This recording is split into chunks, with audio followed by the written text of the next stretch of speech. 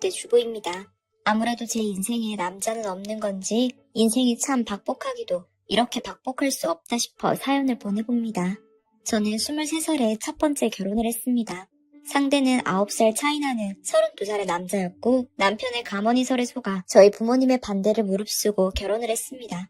그 당시에 저에겐 30살이 넘었음에도 불구하고 자기 하고 싶은 거 하고 사업도 하는 그 사람이 너무 멋져 보였습니다. 그 사람은 겉으로 보기에 돈도 잘 벌고 차도 외제차를 타고 집도 깔끔하니 번지르르하게 잘 사는 것 같았거든요. 아직 세상 물정 모르는 나이였던지라 그냥 그런 차 타고 다니면 돈은 많이 벌겠구나 하는 생각을 했습니다. 실제로 그 사람이 매일같이 저에게 자랑을 해대곤 했어요.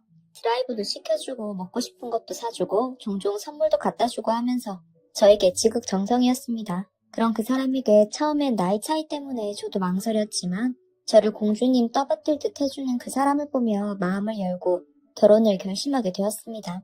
결국 저는 20살에 만나 3년의 연애 후 23살의 나이에 그 남자와 결혼을 했어요.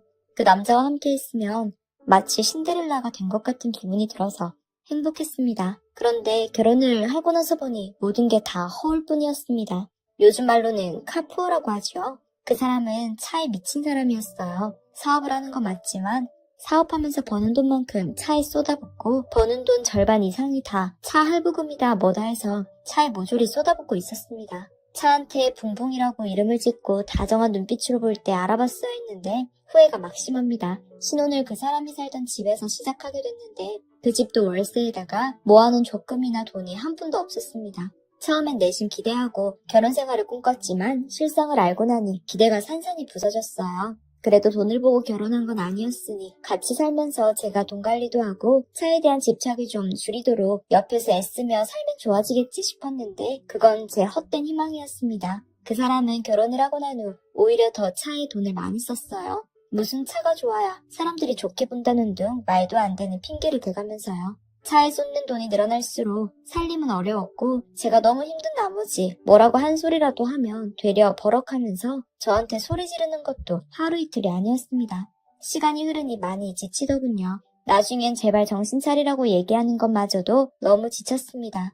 그러다 보니 저는 그 사람을 포기하게 됐고 그래도 먹고 살아야 하니 아르바이트를 해서 살림을 했습니다. 그러다 어느 날 같이 동업하던 동업자가 사업 자금을 들고 야반 도주를 했습니다. 그렇게 그 사람의 사업은 쫄딱 망했고 그날부터 그 사람은 집에서 놀고 먹었어요. 그 와중에도 차는 관리해줘야 한다면서 제가 벌어온 돈을 매일같이 뜯어갔습니다. 남편은 집에 돈을 한 푼도 갖다 주지 않았어서 그나마 제가 벌어오는 돈으로 살림하고 생활용품을 구매했는데 그마저도 가져가니 저는 하루에 한 끼 먹기도 힘든 지경이 되었어요. 그래서 저는 결국 버티다 못해 결혼한 지 3년이란 시간이 흐른 뒤 이혼을 결심하고 이혼을 하게 됐습니다. 그나마 불행 중 다행으로 저와 남편 사이에는 아이가 생기지 않았어요. 저희도 처음에는 무던히 노력했지만 남편이 문제인 건지 제가 문제인 건지 아이가 생기지 않아서 포기하고 그냥 살았습니다. 그 덕에 제가 이혼이라는 선택을 할 수 있었던 것 같아요. 정말 천만다행이었습니다. 그 당시엔 이혼하는 사람들이 별로 없어서 이혼하고 나서 이혼녀 딱지를 붙이고 살았어요. 제 잘못이 아닌데 너무 힘들고 지쳐서 이혼했는데도 불구하고 사람들은 마치 제가 잘못하고 제가 문제가 있어서 헤어진 것처럼 제게 손가락질을 했습니다. 저는 부모님의 곁으로 돌아왔지만 많이 힘들었습니다. 한동안 우울증에 걸려서 매일 집에 틀어박혀 있었어요. 밖에 나가면 사람들이 이혼녀라고 손가락질할 것 같고 괜히 이렇게 된 게 내 탓인 것 같았어요. 나쁜 선택도 할 뻔했지만 저를 생각해주는 부모님이 있어 참고 견뎌낼 수 있었습니다. 시간이 흘러 저는 부모님의 사랑 속에 우울증을 극복하고 공장에 취직해서 열심히 일을 했습니다. 일찍 결혼해서 공부해서 손을 뗀 터라 다른 할 수 있는 일을 찾기가 어려웠어요. 그래서 선택하게 됐습니다. 공장 일은 생각보다 저한테 잘 맞았습니다. 매월 받는 월급은 뿌듯했고 손가락 사이로 흘러내리는 것 같던 돈들은 이제 제 손 안에서 차곡차곡 쌓여갔어요. 돈 모으는 재미로 살았던 것 같아요. 그러다 공장에서 같이 일하던 필리핀 남자와 눈이 맞았습니다. 전 남편으로 인해 많이 지쳐있던 제게 그 사람이 큰 위로가 되었고 한국어가 능숙하지 않아 대화가 종종 통하지 않았지만 그런 점도 저희는 사랑으로 극복하며 하나하나 배워나갔습니다. 그리고 시간이 흘러 저희는 결국 결혼하게 되었습니다. 그때 제 나이는 28살이었어요. 남편은 4살 차이인 32살이었습니다. 저희는 그동안 열심히 일해서 번 돈으로 전세를 마련했고 그곳에서 신혼을 시작했습니다. 처음엔 정말 행복하게 살았어요. 남편은 가정적이었고 가끔 필리핀 요리라며 노래도 해주고는 했어요. 전 남편과는 달리 주방에 들어가는 것도 거리낌 없어 하는 모습까지 정말 좋았습니다. 집안일도 먼저 나서서 돕겠다며 고된 일은 자기가 하려 하고 많이 애썼습니다. 이 사람이라면 평생을 함께해도 되겠구나 하고 생각할 정도였어요. 그만큼 좋은 사람이었어요. 그런데 가끔 이 사람이 같은 공장에서 일하는 필리핀 사람들이랑 술을 먹고 들어오고는 했어요. 타국 생활을 하니 아무리 결혼을 했다 한들 많이 힘들었겠구나 하고 이해하려고 했습니다. 그런데 꼭 술을 먹고 들어오면 그 사람은 지금까지 봐오던 모습과는 다른 모습들을 제게 보였습니다. 이제는 조금 익숙해진 한국어로 제게 비난을 했어요. 아마 일이 많이 힘들어서 그랬겠거니 이해하려 노력했는데 술을 마시는 빈도가 늘수록 폭언의 횟수도 점점 늘어갔습니다. 그러다 어느 날은 평소에는 그냥 술 먹었을 때만 그러니까 하고 항상 이해하고 넘어갔는데 저도 사람이다 보니 참다 화가 나서 폭발했습니다. 따지고 들면서 싸웠는데 당장이라도 도망가고 싶은 마음이 굴뚝 같았지만 그래도 내 남편인데 라는 생각 때문에 도망가지 못했습니다. 이유가 있겠거니 하고 생각하려고 애썼어요. 다음날 술에서 깬 남편은 손이 발이 되도록 제게 싹싹 빌었습니다. 다시는 술을 마시지 않겠다고 약속하면서요. 그런 모습을 보고 그래 한 번은 실수지 라고 생각하면서 스스로 애써 잊으려 노력했어요. 그 후로 4년이라는 시간을 견뎠습니다. 괜찮아지겠지 라는 생각으로 4년이라는 시간을 버텼어요. 이혼하려고도 했었지만 이혼을 2번이나 할 용기도 없었고 아이가 생겨서 아이를 위해서라도 참으려고 견뎠습니다. 그 사람도 아이를 낳고 애 아빠가 되면 괜찮아지겠지, 다시 원래의 모습으로 돌아오겠지 하고 생각했어요. 처음 결혼하고 행복했던 1년, 아이를 낳고 4년, 총 5년이라는 시간을 그 사람과 살았어요. 처음엔 아이가 정말 미웠습니다. 아이 때문에 이렇게 사는 것 같아서요. 아이한텐 정말 미안하지만 그때는 저도 제 목숨조차 부지하기 힘들었기 때문에 많이 소홀했습니다. 그러다 어느 날 춤추겨서 울고 있는데 자다 깬 아이가 엄마 많이 아파? 내가 호해줄게 라면서 그 고사리 같은 손으로 제 눈가를 쓰다듬어 줬습니다. 그제야 저는 깨달았어요. 아이 탓이 아니라는 사실을요. 저는 아이와 제 인생을 위해 남편과 이혼을 결심했고 이혼은 안 한다며 버티는 남편에게 이혼 소송을 걸었습니다. 그간 제가 맞으면서 간간히 모았던 자료들이 큰 도움이 되어 재산 분할과 위자료를 받을 수 있었고 남편은 폭행죄의 혐의가 인정되어 본국으로 추방당했습니다. 그 후 저는 받은 돈으로 아이와 단둘이 살 작은 집을 구할 수 있었고 이제 다시는 결혼하지 않겠다고 아이와 나만을 위해 살겠다고 다짐했어요. 그 후 저는 작은 카페에서 일을 했습니다. 카페에서도 일을 하다가 식당 일도 하면서 지냈어요. 그때 힘들기도 참 힘들었지만 그래도 그 덕에 풍족하진 않지만 모자람 없는 생활을 이어갈 수 있었어요. 아이가 많이 외로워할까봐 걱정도 됐지만 아이는 엇나가지 않고 올바르고 씩씩하게 잘 자라주었어요. 가끔 쉬는 날이면 가게에 나와 재료 손질 같은 일들을 조금 도와주고 가곤 했습니다. 아이는 안쓰럽게도 철이 일찍 들었어요. 가끔 그 나이에 맞게 어리광도 피우고 때도 쓰면 좋겠건만 보통 그런 법이 없었습니다. 저희는 그렇게 서로 의지하고 아껴주며 지냈고 시간은 흘러 아이는 20살이 되었습니다. 저는 어떻게든 대학까지 보내려고 했는데 아이는 얼른 취직해서 엄마 힘든 거 덜어주고 싶다면서 대학을 포기하고 취업의 길로 뛰어들었어요. 그 고사리 같은 손으로 저를 위로해주던 게 엊그제 같은데 어느새 성인이 돼서 이제는 제게 첫 월급을 탔다며 첫 월급 때는 내복 사주는 거라고 들었다고 빨간 내복을 사다 주지를 않나. 둘이서 다 먹지도 못할 양의 생선을 한가득 사와서 직접 요리해주겠다며 서투른 손으로 요리를 해주고는 했습니다. 아들은 제게 항상 고맙고 미안하다고 얘기했지만 그런 아들 덕분에 오히려 많이 상처받았던 지난 날들을 다 보상받고 있는 기분이 들었습니다. 아들을 만나기 위해 그 긴 시간을 돌고 돌아서 그렇게 힘든 시간들을 보냈구나 싶었어요. 여러모로 고맙고 미안할 따름입니다. 저희 모자는 아들이 성인이 되고 난 후로 종종 같이 맥주 한 잔씩 하는 게 취미가 되었어요. 같이 드라마도 보고 영화도 보면서 옛날 이야기도 하고 회사 얘기도 하면서요. 그러다 어느 날은 평소처럼 같이 맥주 한 잔씩 하고 있는데 아들이 되게 조심스럽게 재혼할 생각이 없냐고 물어봤습니다. 그 말에 저는 진저리를 치며 이제 남자는 치가 떨린다고 다시는 남자 만날 생각이 없다고 얘기했습니다. 그런 제게 아들은 나중에 나 결혼하고 나면 엄마가 너무 쓸쓸하고 외로울 것 같아서 그래 라고 제 걱정을 했습니다. 그 마음이 고마운 한편 언젠간 아들을 떠나보내야 하는구나 하는 마음에 씁쓸한 마음이 들었어요. 그래도 웃으면서 어이구 얼른 결혼해서 나가 엄마는 혼자가 편해 라고 얘기했습니다. 저는 이제 2번의 결혼을 하고 나니 결혼에 대한 로망도 기대도 없기 때문에 일을 하다 보니 온갖 사람들이 찾아오기도 하고 제게 추파를 던지는 남자들도 있었지만 만나고 싶은 마음은 들지 않았어요. 물론 먹고 살기 바빴던 탓도 있었고요. 그러던 제가 마음을 바꿔먹게 된 계기가 있었습니다. 출근 준비하는 아들을 얼른 보채서 출근을 시키고 난 후 저도 식당 일을 하러 출근하는 길이었는데 전날 새벽에 비가 오고 다음날 날씨가 많이 추워 길바닥이 꽁꽁 얼어붙은 날이었어요. 그날따라 아들이 미적대는 탓에 출근이 조금 늦은 터라 서둘러 길을 나서서 그만 꽁꽁 언 얼음을 밟고 넘어졌습니다. 어디가 잘못된 건지 너무 아파서 일어나지도 이러지도 저러지도 못한 채 도와달라고 소리를 질렀어요. 그런 저를 보고 한 남자가 황급히 달려와서 저를 부축해주고 택시에 태워 병원에 데려다 줬습니다. 도착한 병원에서 검사를 받았는데 꼬리뼈 골절이었습니다.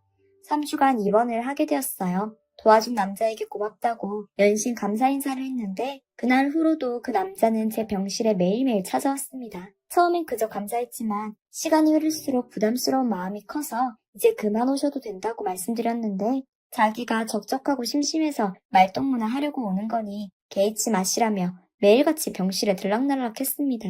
병원에서 인꼬부부라고 소문이 날 정도였어요. 염치 없지만 저도 매일같이 일하느라 동네에 친구 하나 없었던 터라 시간이 갈수록 그 사람이 병문안 오는 게 손꼽아 기다려졌습니다. 여러 얘기를 하다 보니 서로에 대해 얘기하게 되었어요. 그 사람은 동네에서 조금 떨어진 곳에 서점을 운영하고 있었어요. 매일 올 때마다 책을 한 권씩 들고 왔는데 그 사람이 들려주는 시나 이야기들은 정말 흥미롭고 즐거웠습니다. 비록 아픈 바람에 일도 나가지 못하고 매일같이 병실에 누워있어야 했지만 평생을 전쟁 같은 날들을 보내다가 입원해서 쉬면서 좋은 사람도 만나고 좋은 얘기들도 들으니 내심 힘들었던 마음도 누그러들었습니다. 어느 날은 아들이 퇴근 후에 저를 보러 왔다가 그 남자와 인사를 하게 됐습니다. 평소 사교성이 좋은 아들은 금방 그 남자와 친해졌어요. 3주 뒤 저는 퇴원하게 되었고 퇴원은 했지만 3개월에서 6개월 정도는 재활 및 요양기간이 필요한 탓에 저는 집에서 시간을 많이 보냈습니다. 아들과 그 남자가 친해진 덕에 저희는 셋이 종종 같이 밥을 먹기도 하고 드라이브도 가고 산책도 자주 다니고는 했어요. 두 사람은 종종 사이좋은 부자시간이라고 오해를 받기도 할 정도로 정말 잘 지냈습니다. 가끔은 저 빼고 둘이서 장 보러 가기도 하고 놀러 다니기도 하는 것 같아 시샘도 조금 났어요. 남자 때문이 아니라 아들을 뺏기는 기분이 들어서요. 제 아들도 아빠가 생긴 것 같아서 좋아하는 것 같았습니다. 지금껏 아빠라고 부를 만한 사람이 없었던 터라 말은 안 했지만 내심 많이 외로웠나 봐요. 장난으로 서로 아빠, 아들이라고 부르면서 놀더라고요. 이렇게 좋아할 줄은 몰랐었습니다. 평소에 아들은 괜찮다고 아빠 없어도 된다고 항상 얘기해서 정말 괜찮은 줄 알았어요. 그러다 어느 날은 아들이 외식하자며 보너스 받았다고 레스토랑으로 오라는 겁니다. 예쁘게 꾸미고 나오라면서요. 그래서 그날은 한껏 치장하고 레스토랑에 갔는데 뭐라던 아들은 없고 그 남자만 덩그러니 있었습니다. 알고 보니 아들이 저희를 이어주려고 자리를 만든 거였어요. 그날 그 사람과 수많은 얘기를 나누고 저도 참 많은 고민을 했지만 아들의 적극적인 지원과 그 사람의 노력을 받아들이기로 했어요. 아들에게 그 사실을 알리고 아들은 자기는 성인이라 혼자서 충분히 살 수 있으니 자기 걱정 말고 그 사람과 살라고 했고 저는 아들이 많이 걱정됐지만 자주 왕래하는 조건으로 저는 그 남자 집으로 들어가 살게 됐습니다. 같이 살아보니 그 사람은 그 전 남자들과 다르게 술도 입에 대지 않고 벌레 하나 못 죽이는 사람이었어요. 가정적이고 순수한 사람이었습니다. 그리고 제게 정말 잘해주고 너 하나쯤은 먹여 살릴 자신 있다면서 식당에 다시 나갈 필요 없다고 집에서 푹 쉬라고 했습니다. 몸도 어느 정도 나았겠다 그 사람의 만류에도 저는 꿋꿋이 서점에 나가 일을 조금씩 거들었어요. 그간 그 사람 덕에 많이 보고 만져본 터라 일은 어렵지 않게 해낼 수 있었어요. 50평생에 이렇게 평온하게 살았던 적이 있나 싶을 정도로 평온하고 행복한 나날이었습니다. 그런데 그 행복도 길게 가지 않았습니다. 어느 날 손님이 왔는데 저를 보더니 갸우뚱하며 아르바이트생이냐고 묻더군요. 그래서 사장님 와이프 되는 사람이라고 잠시 외출했다고 얘기했는데 재혼하셨냐고 제게 물었습니다. 그래서 전 남편이 초혼인 걸로 알고 있었던 터라 저는 재혼인데 남편은 초혼이라고 얘기하면서 웃었더니 고개를 갸우뚱하면서 이혼했다는 말은 못 들었다며 이 집 사장님 아내를 본인이 알고 있다고 얘기하는 거예요. 그래서 무슨 소린가 하고 자세히 좀 얘기해달라고 보챘더니 남의 집 일에 끼어드는 것 같다며 계속 빼던 손님이 결국 제게 얘기해줬습니다. 몇 년 전에 같이 일하던 여성분이 있는데 배우자라고 했고 어느 날부턴가 안 보여서 사장님한테 여쭤보니 딸이 해외로 유학을 가서 뒷바라지하러 따라갔다고 졸지에 기력이 아파서 됐다면서 얘기한 적이 있다는 겁니다. 그 말을 듣고 나니 너무 혼란스러웠습니다. 손님은 자기가 얘기해줬다고 말하지 말라고 신신당부를 하고 허둥지둥 가게를 나갔습니다. 복잡한 머릿속으로 이혼 사실을 숨긴 것쯤이야 이해하고 넘어가자고 스스로를 달랬습니다. 거짓말을 했다는 사실에 조금 배신감도 들었지만 지금 저한테도 아들한테도 충분히 잘해주고 있고 노력하고 있으니 얼마든지 넘어갈 수 있는 문제였어요. 수십 가지 생각이 머릿속에 떠올랐지만 그 사람에게 상처일 수 있다는 생각에 묻지 말기로 결심했죠. 시간은 흘러 같이 산 지 2년이란 시간이 지났어요. 2년이 지났어도 그 사람은 처음과 한결같이 저와 아들에게 정말 잘해줬습니다. 아껴주고 남김없이 사랑을 줬어요. 그래서 그때의 그 손님의 이야기도 잊혀져 갔습니다. 그러나 어느 날 등본을 발급받아야 할 일이 있어서 동사무소에 가게 됐는데 등본에 올라 있어야 할 남편의 이름이 없는 거예요. 2년 전 남편이 혼인신고서를 직접 제출하겠다면서 제 신분증과 도장을 가져갔었거든요. 저는 깜짝 놀라 이제는 남편이 된 그 남자에게 전화해서 물었더니 당황한 눈치였어요. 그러더니 나중에 다시 전화하겠다며 전화를 끊었습니다. 그 후로 연락이 없어 서점으로 갔는데 문을 닫아놓고 외출한 상태였어요. 그래서 집으로 갔습니다.